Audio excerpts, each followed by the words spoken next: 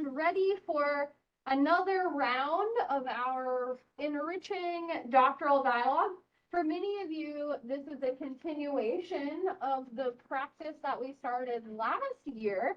And for some of you, this might be the first time that you are joining us for the doctoral dialogues. So I'll give just a brief rundown, the history, setting the stage of what we'll do tonight. Dr. Montero contacted me last year with the sort of idea that with our new doctoral program, we want to do something that engages the ritual of scholarly conversation. We want to create an ongoing event where we set aside a time and a space to think big thoughts and discuss big ideas and to celebrate the privilege. Honestly, I tell my students this all the time, so if you're in my class or if you've been in my class, you've already heard it, but we have a privilege that we are allowed the time and the space to come and sit and think these thoughts together and to engage with each other. It's a privilege, and depending on what school of scholarship, what branch of thought, it's also a responsibility, right? So often many of these dialogues have also moved in from thinking big thoughts to actionable items. Let's not just think big thoughts, but what can we do then, right? What is the call to action of our scholarship? So all that said, I've tried to come up with, we did 6 of these last year, and I think we're on track to do 6 more this year. And each time, I'm really just kind of thinking through what are these broad-based, transdisciplinary, big concepts and big social problems and ideas and questions that are of relevance to us as communication scholars, but also in a more kind of social justice oriented sense. So the themes that I've picked along the way are things that I've seen in the news or conferences I've been to, or things that I know work that our faculty and our students are doing that can help us, perspectives that can help us think through some of these bigger ideas. So to kick off then our first doctoral dialogues session of the year, I came up with this idea, which now I don't even remember. What did we end up calling it? Communication, conflict, and global leadership, or something along those lines. Maybe not in that order. But really, I wanted to come up with a theme that kind of hangs together several of the ideas that are on my timeline a lot right now that are in the news, right? I'm thinking about global leadership and global conflict, things that we as communication scholars can think about in the practical, but also in the theoretical sense, and how do we negotiate these big ideas around, what does it mean? Is there a global culture? Can we talk about a global culture? Can we talk about global news? What people and leaders and figureheads are representative of that culture? And how do we come to understand whether we're in the United States, as we all are right now, or in other parts of the world? How do we come to understand those kinds of broad-based communication channels? So to really unpack this idea for us, I've invited Dr. Montero and Gad, one of our doctoral students. So hopefully you all know each other by this point, but they can each introduce themselves a little if they choose to do so, to get us started for our first session of the year and to talk about some of these ideas of leadership and global culture and conflict. So whenever the two of you are ready, I'll pass it on to you. Okay. So for whom doesn't know me, I'm from Israel. I'm 56 years old, and I finished my second degree in 1995. And then I decided to go, and when I finished my second degree, I studied law and economics parallelly.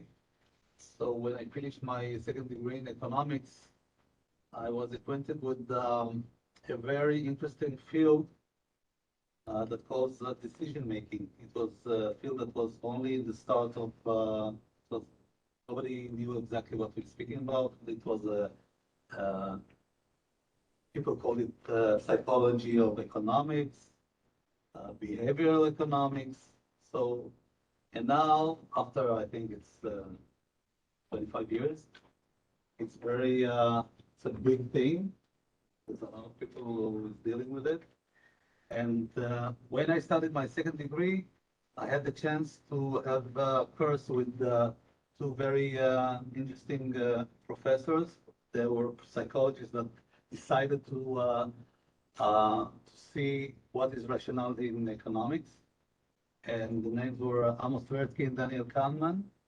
One of them died from cancer. The other one got his Nobel Prize in 2001. No, no, five. Five, okay. Daniel Kahneman, he still lives. And their most important work was an article named Judgment Under Uncertainty, Heuristic and Biases.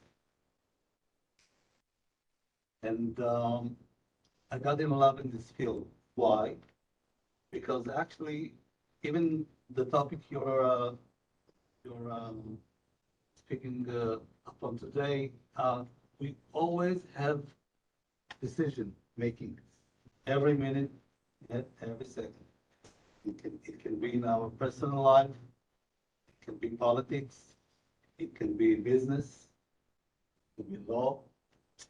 And for me, it was very interesting because I tried to understand how our minds work and if we are really rational. And then, and I was, because I'm coming from the field of economic, I knew always that there's the model and the theory of rationality, and there are biases. So you have to understand the theory and then to see where the flaws are and to check what can influence us where we're getting decisions and why we get in this decision, why we are making mistakes or not mistakes. And then I think it's in our course, I met with Fisher, is another scholar. This was the first time I read his article, his work, and he talked about narrative paradigm, the theory of narrative. And then it's like changed my mind for 180% because I understand, oh, okay, there's another theory that sadly nobody talks a lot about it. There's not a lot of scholars that go after this theory. Most of the scholars goes that rationality, this is the main and important theory, and narrative, it's like, it's part of the rationality issues. But I don't know why I think it's the other way around, and I started to understand that this is something that I want to cope with in my dissertation, in my work. So to make the idea that really that we are storytellers, it's more influence than all the other paradigms about rationality and how we make decisions. And then I had to decide because, wow, so many things to read, so many, it's a huge, huge topic. It's like the subject, it's not ending. And then you have to understand that you have to find something that will be very precise, very a small question that it's going to be a big question, but it's still a small question in this big field. And I decided to take, I call it professional decisions. What is professional decisions? It's like a judge when he gets a decision, or a clerk who sits in the office and has to decide if you have to pay tax or not, a policeman if he needs to arrest you or not. So actually it's something that it's not, it's supposed to be something that's black and white, no biases, no, it's like facts, law, and you have to get a decision. And I believe, and it's only the start, that we'll see at the end, that will prove that our narrative is so strong that even in these cases, it's so influencing our decision making. So I thought about it that most of the time, people, when I practice as a lawyer, and when you come to court, the first thing that the judge says, I'm not a jury, I'm a professional judge. Don't worry, I will give you the right decision. But now I understand I prefer jury. Why? Because anyhow, he has his narrative, one narrative. So I prefer 12 people that have 12 different narratives, and that the statistic is better. So actually, the feeling that like he's a professional judge, it's not relevant if you understand our decision is coming from narrative and not from rationality or from something that it's like rationality with biases. And and then I understand there's a lot of stuff that and my main goal, I think, will be at the end that if you understand everybody works from his narrative, you have to respect the other side and what he believes. Why? Because if you understand, we have not the same narrative, we have different narrative. So actually, if somebody thinks this is true, or let's say I want to be vaccinated, I don't want to be vaccinated, and we have two people with two narratives that he really believes, even if he believes in witchcraft, this is his narrative.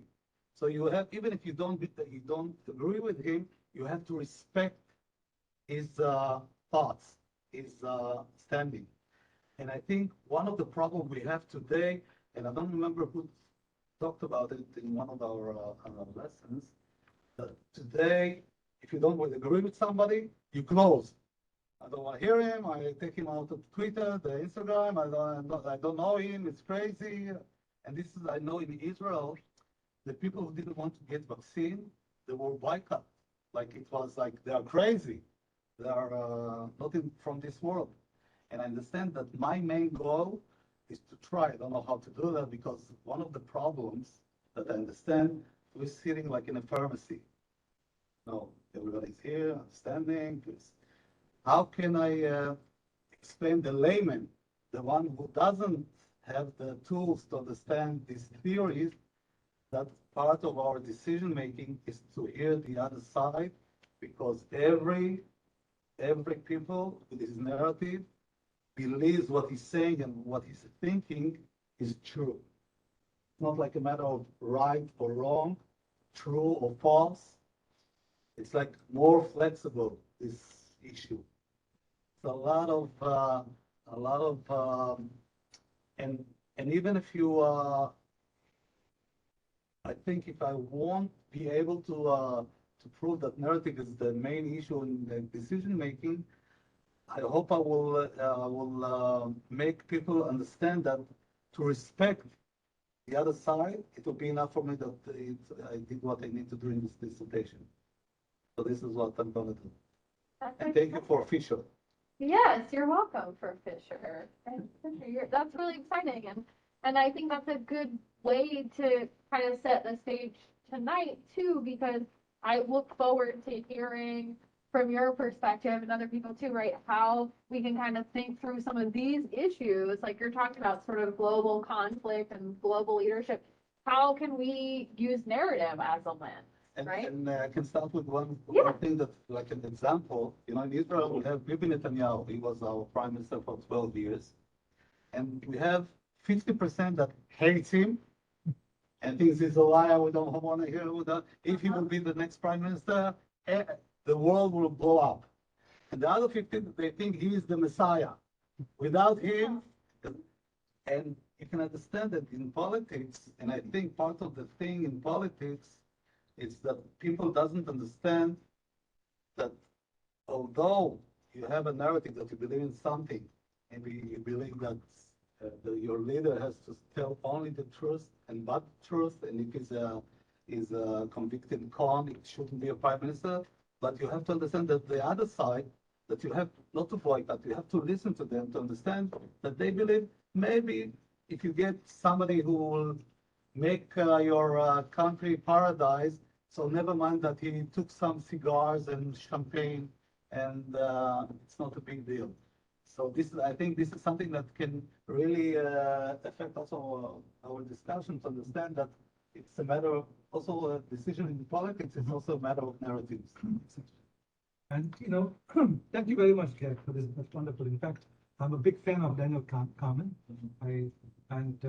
Before, His last book that I'm reading now, mm, Think Fast, yes, Think Slow. yeah, And I think he didn't want to admit that think fast is intuition and narrative. So he called it think fast, think slow, and he said it's two systems, but he didn't use the word narrative.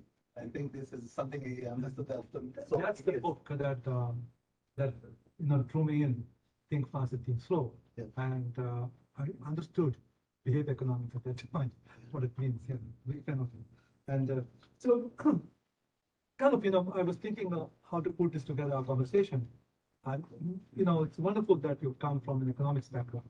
And I thought I would kind of raise this question of global leaders, world leaders, conflict and communication in that context as well. Today, last Thursday, Macron, President of France, had a conference in Prague, one-day conference, and political conference, political community. As if like European Union does not have enough communities together, and so suddenly it creates this new entity and invites 46 countries and keeps two countries out, Russia and Belarus. And everybody showed up, including Brexit, Liz Truss. And Truss said, "Oh, Macron is our friend." So she publicly said that. It was fascinating to see the global leaders coming together and saying, all the organizations, Council of Europe and everything else that is organized there, it doesn't speak to everyone. So now Macron is trying to create a new entity because the globalization is falling apart. In fact, I was a big fan of globalization. Now, for the last 5 years, I've been theorizing that globalization is a fiction. And it is a fiction that has been created, narrative. And the French were always, because globalization was not something that they were concerned, they were just not happy about it. And so, to the point where about 10 years ago, I presented a paper at the University of Dayton, Ohio, on internationalization of human rights from the current perspective. Today, I don't know if I would write the same paper. So, but anyway, what I find is at the same time, the ubiquity of conflict. While we are trying to see this globalization, conflict is everywhere. And it looks like conflict is necessary, is kind of a part of people's lives. There's conflict everywhere, tensions in relationships, tensions in friends. But when the conflict can be seen also in ideal situations as the moment for progress. If we resolve the conflict properly, we can move forward. But the current conflicts that are not being resolved properly, and kind of what we see is destruction. And so this ubiquity of conflict and globalization, this disintegration of globalization is increasing. And one of my favorite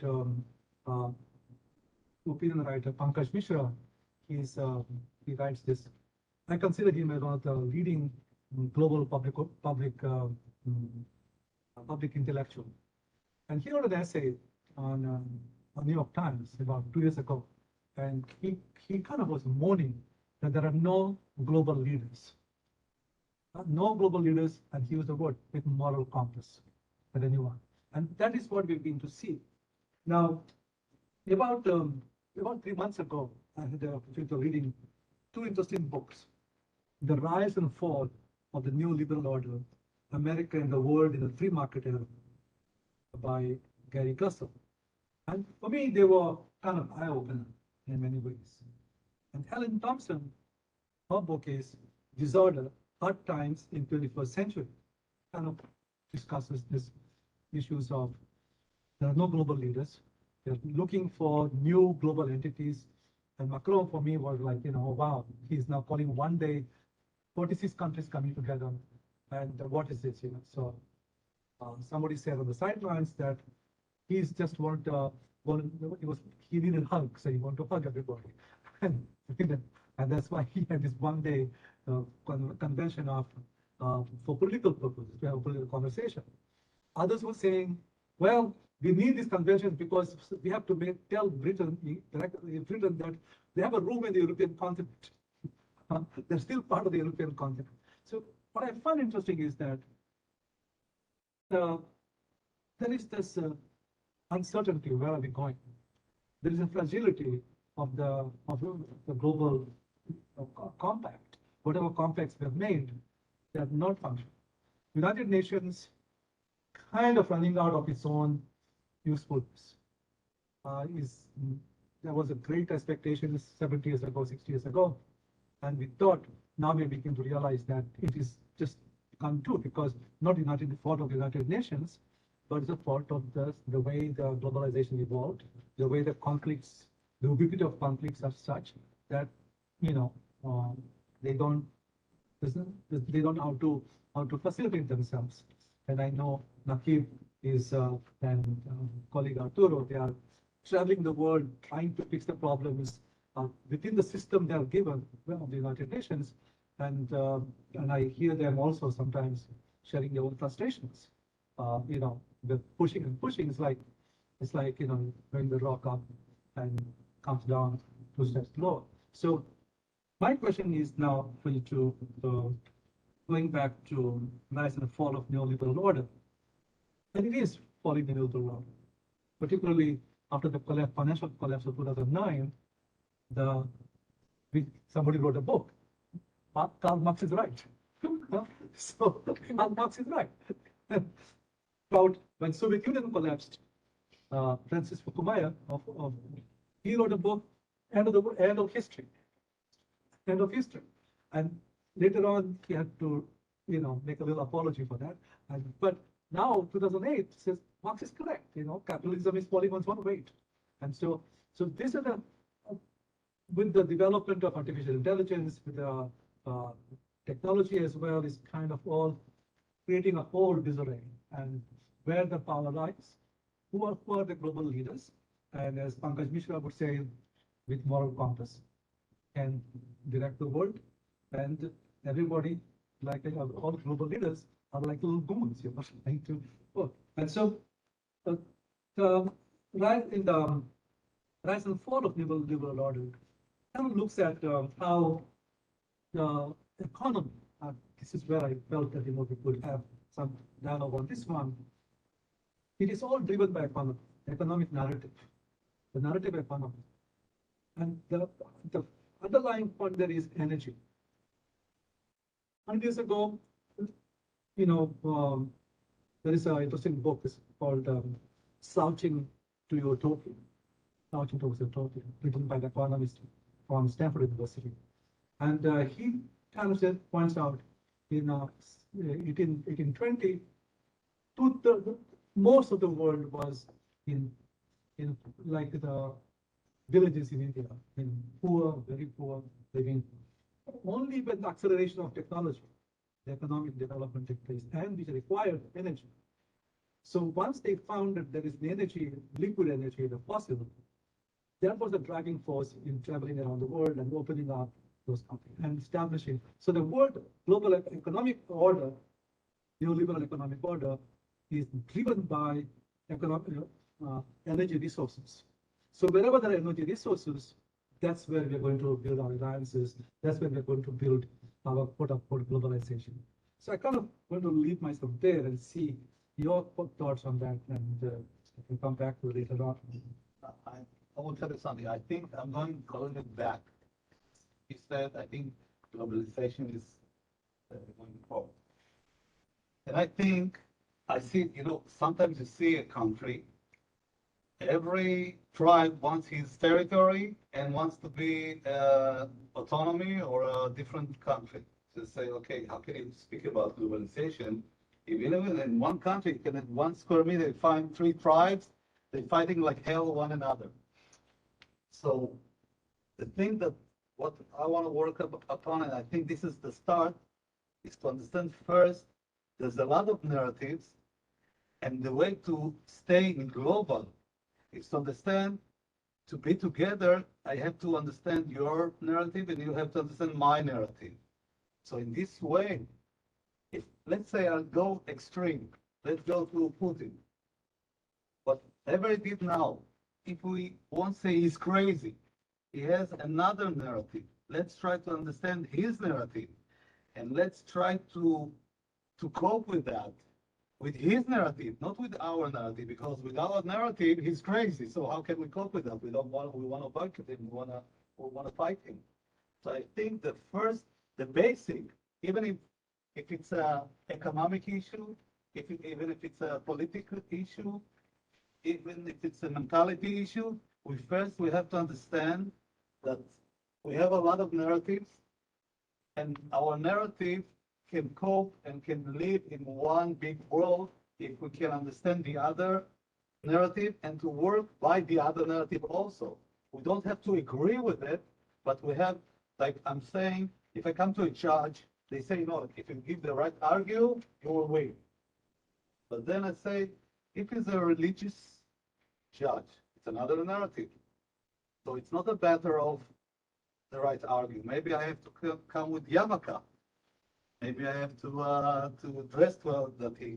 So if the moment you understand the narrative that you cope with, I think you can start speaking of globalization. Because globalization is to make mix of a lot of narratives. So this is why I'm thinking about if we have to share.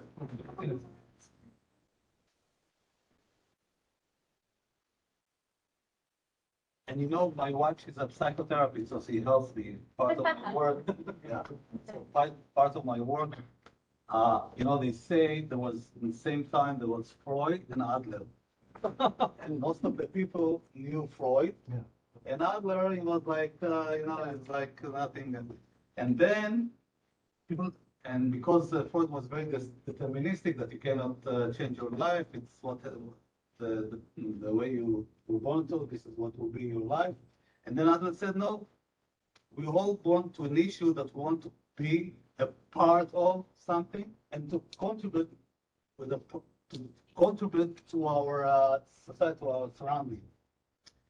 And she told me that he's the one who started to speak about narrative, even in the self-made people. There are every till I think 5 years old, kids do their narrative. How should I react or act? Be part of society, part of the family, and to contribute to the family to be part of. So when you understand that this is the basic for this question, so you say, okay, now we're speaking about economy. On which side we are looking, our narrative or the other side narrative? Because now you understand it's not one model. If it was like Adam Smith, we say, okay, it's something, it's one thing. There's a model that you can do and aggregate the utility and say, we want to maximize something. But if you speak about narrative, it's not that we want to maximize to get the ideal situation, but to understand one another and to try to cope with the situation. How close can we get with our narratives in this situation? So I think this is the start, in my point of view, when you want to solve something, even between leaders. So if I will come now to Putin, I will try to understand what he wants, why he thinks the Ukrainians are Nazis, why he thinks they took his territory, why he does what he do, and then in his thinking, in his way of thinking, his narrative, to try to cope with it and tell him, listen to me, maybe you are wrong, maybe there's something in the narrative, not wrong, because wrong is right and wrong, but to explain why his narrative is not so complete and it's not one-sided or black and white. I think this is the start to cope with this kind of questions.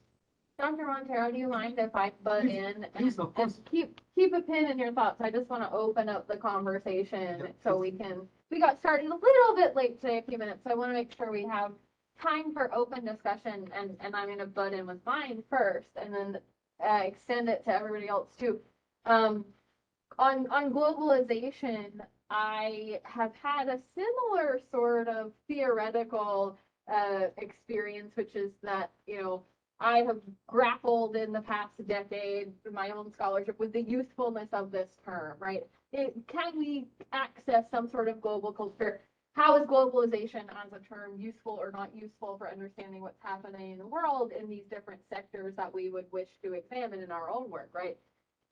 Economy, politics, right? Intercultural communication, whatever it is that we're working on.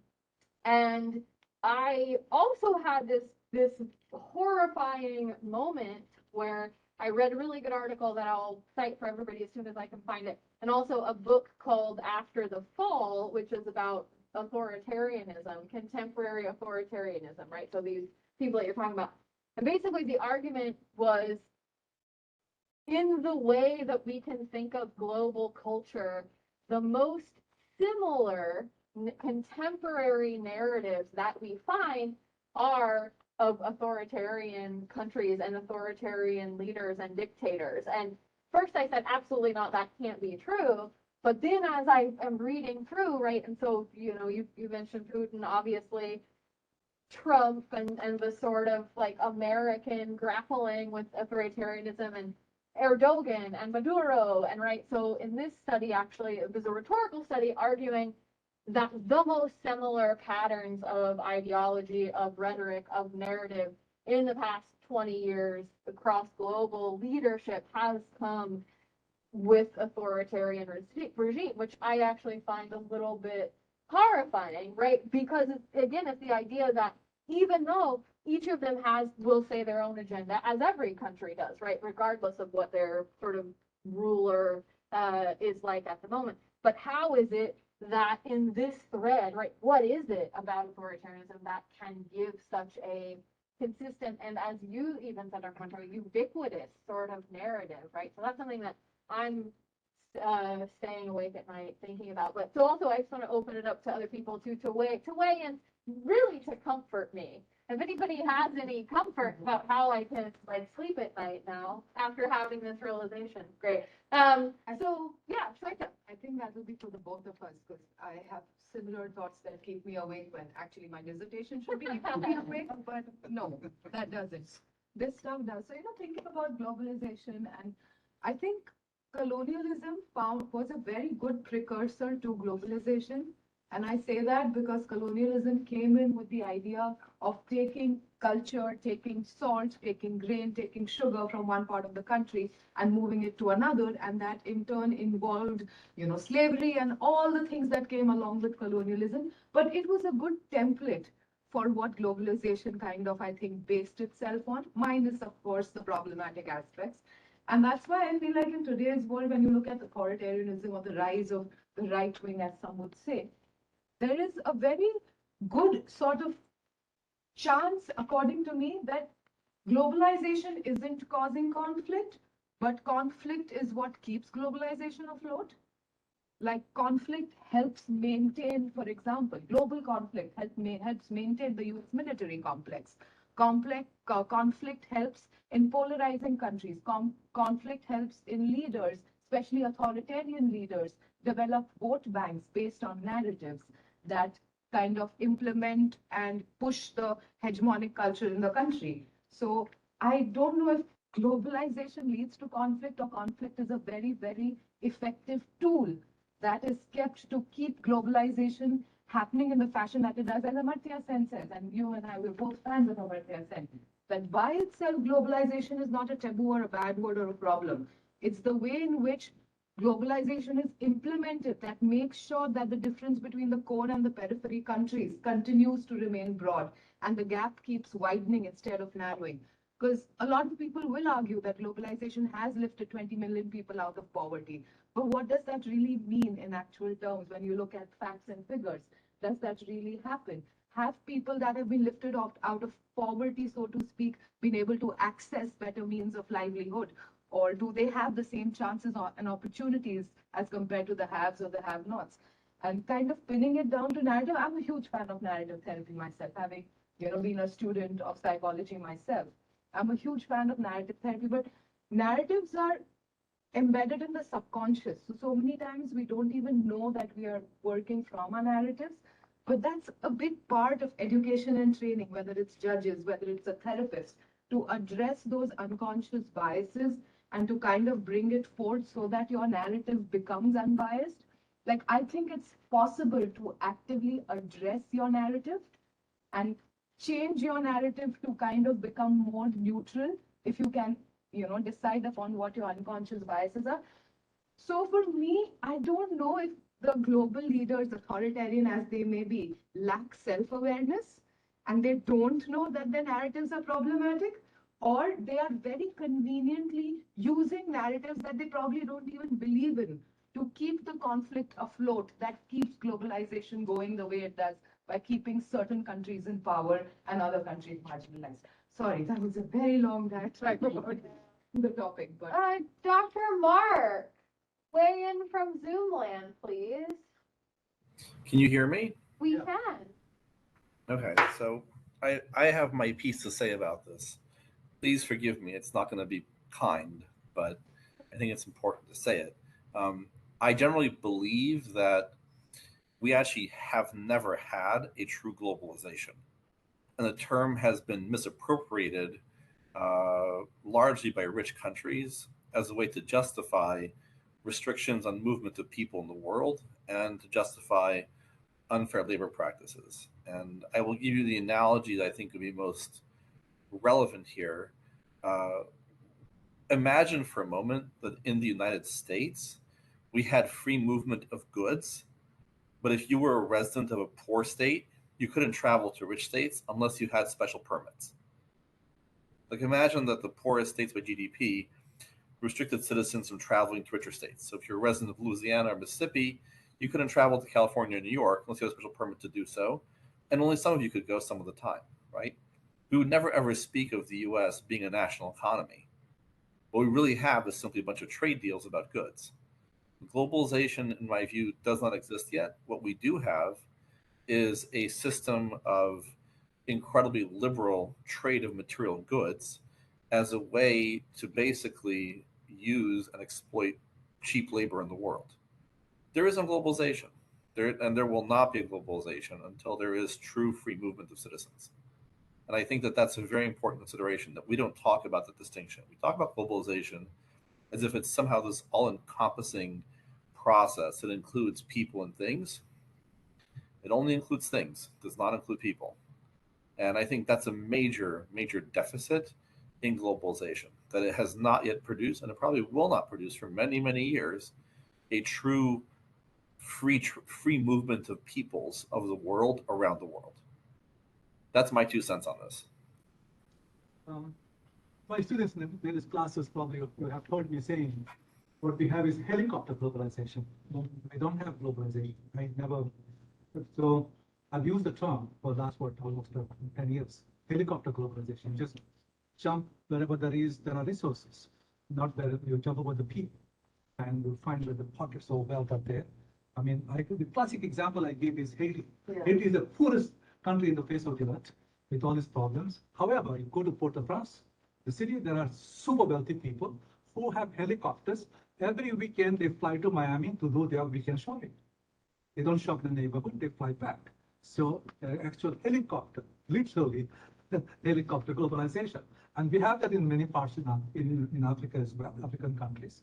And we have that in other places as well. So, and Professor Mark is absolutely correct in pointing that. I argue in my class that, there is the corporates can travel around the world looking for cheap labor and open up the factories in Bangladesh, open up the factories in Laos, Cambodia. However, people cannot travel around looking for higher rate for their wages. For higher wage, they cannot travel. So just think of it. The corporations can travel around the world looking for cheap labor. but the workers cannot travel around the world looking where there is an opportunity for higher wages. So interesting how it is organized. Um, from the point of view of communication, I like to add the, thing. I like to go back to our old friend, um, Harold Laswell. I thought that as much as a kind of a quote unquote simplistic with all this later, theoreticians have come along, speaks to the heart of it.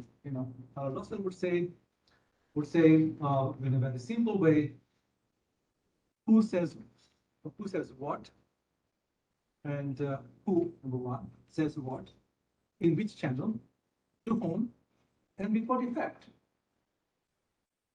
It remains the same till today with all our technological advances and everything else. So who says, who comes up with narrative, where the narrative has come from, and how the narratives are moved along and produced. Today, of course, of production, they produce and presented to various audiences, select audiences.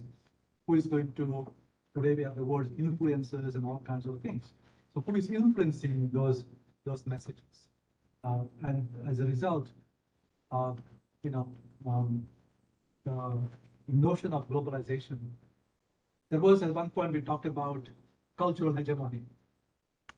Cultural hegemony, and it continues. Cultural hegemony continues. Hollywood was the main agent from the 70s onwards to be the cultural hegemony author or instigator of the whole thing. And so then after that, the technology. Which country in the world does not use Word, Microsoft?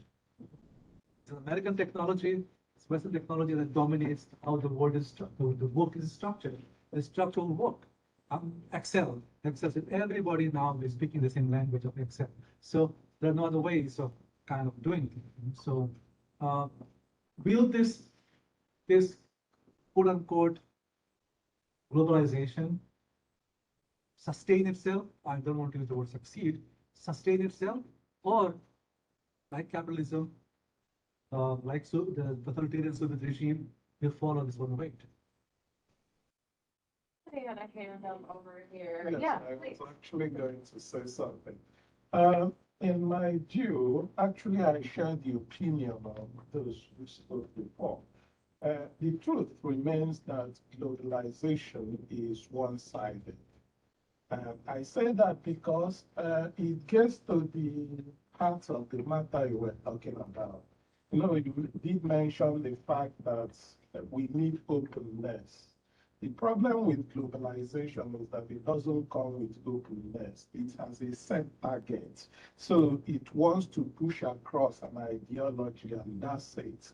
So because if we have openness, when we talk in terms of globalization, then we'll be open to the understanding of the other people's point of view, which globalization doesn't do. When we talk in terms of globalization, it's always, projecting one idea and you want everybody to do the same thing. But in my view, communication has to do with openness to knowing the truth. And the truth can also come in two ways. The truth can be subjective, it can be objective. And how do we determine when the truth is objective? Globalization might project its own truth as objective. Meanwhile, mine is subjective because, like he said, who says what? Who is projecting this globalization? And that is essentially what you need to know about it. But then my problem actually with regard to the whole thing is based on what you said earlier, which is professionalism, and do we have anything like professionalism? Because the way I see it, people always act from their own point of view. Even when you think you are professional, your view is in one way or the other colored by your own personal biases, So most of the time, the only thing that can help us achieve an objective globalization is openness to other people. You said it earlier that you have to respect other people's view. You know, it is when we bring our views that way and begin to understand ourselves, that's when we form, you know, some kind of resolution to conflicts that we have. The problem we have in today's society is that people try to avoid conflict and not confront it. When we confront conflict and resolve that conflict, it becomes a stepping stone to something bigger. That's the way I look at it. But then we always try to gloss over it or to avoid it or to cut people off or something like that, which is a big problem. I don't really disagree with the idea of globalization, but if we are going to do it, let's do it with open mind. That's the way.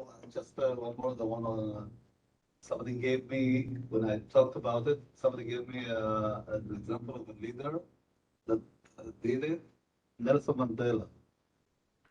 He came from one narrative and he coped with another narrative, and this is why he was a great leader, because and I think there's a movie about the soccer or something, that he used sport to do like one narrative for everybody. So you understand my drift. So you can do it if you know how to do it. And I don't remember who told it, that every guy, every woman that came to him was like psychologist. He wanted to understand the narrative on the other side. So they found a lot of papers that he wrote down. He's from there, he's things like that. He was like a psychologist that all the time worked to hear and respect and to make one narrative. I don't think it's one narrative, but to make the right narrative, to make one big nation, South Africa.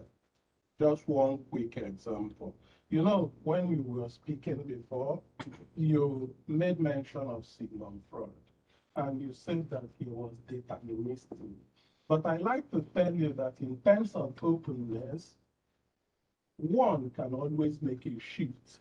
Prior to World War I, Sigmund Freud projected, the libido as the primary motivational construct. But after World War I, he made a shift.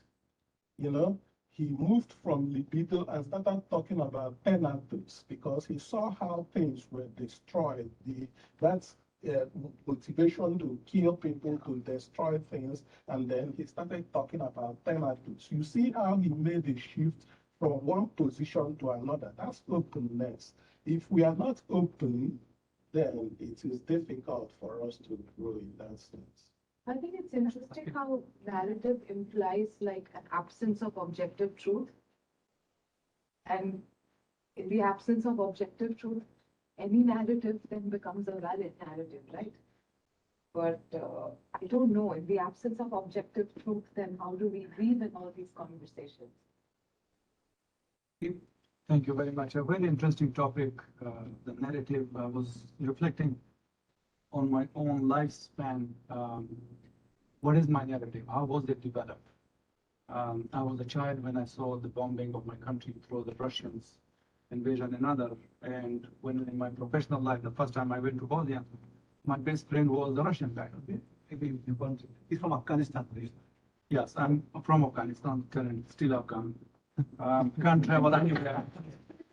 It's my friends call and joke that getting a visa for me is worse than transporting nuclear waste because of the processes and things that I go through. Those lifetime stories for another event. But when I looked at the narrative that you were talking in the sense of Professor Mark tells us to test the limits of theories. And when I look at all of this, it was quite compelling. I was agreeing with everything you were saying, with all of you here. But I think about all of these, globalization, another is power. We witnessed the collapse of communism, and we celebrated democracy prevailing in the whole world as Doug to go the example. However, if choices were given, I don't think even the oldest president in the world, whatever theocracy, whatever regime there, they would stay in power. We blame Gaddafi and Saddam. If there were no checks and balances in this country, the individuals from judge all the way to the executive power will never leave. So I think power is an area where multinational corporations have used it to their advantage. Look at the ISIS activities. ISIS is a terrorist, the most notorious in the world, but the mass excavation of gold reserves is taking place in West Africa. And now, little bit solidarity or self-solidarity with by Emmanuel Macron. France has diminished its role post-colonialization in Africa. In Mali, their news channel 24 was the last thing that was closed. In Burkina Faso, a few days ago, the Russian flag was dominating and going on. So Emmanuel Macron needs some stress counseling, and he thinks France is still relevant, I think, in terms of the politics they give. So I think the narrative is quite powerful. Whoever does it, whether it's the imam from the mosque or from synagogue or from a temple, there is an element that they cannot give up the power.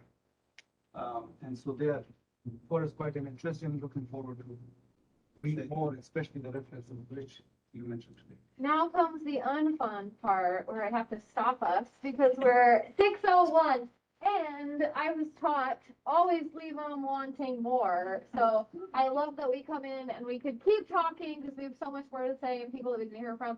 But I thank Gad and Dr. Montero for giving us a really rich discussion today. And for all the attendees in the room, I'm still planning the rest of the year doctoral dialogue. So if you have an idea for a topic that you'd like to propose, please email me and I will take it under consideration. Or if you have not yet served as discussant to be part of this, tell me that you would like to do those, and or you could propose to be discussant and suggest your own topic. No guarantees, but please email me if you'd like to be part of it. And thank you all for contributing. Thank you all for coming. To everybody on Zoom, thank you for being with us virtually. So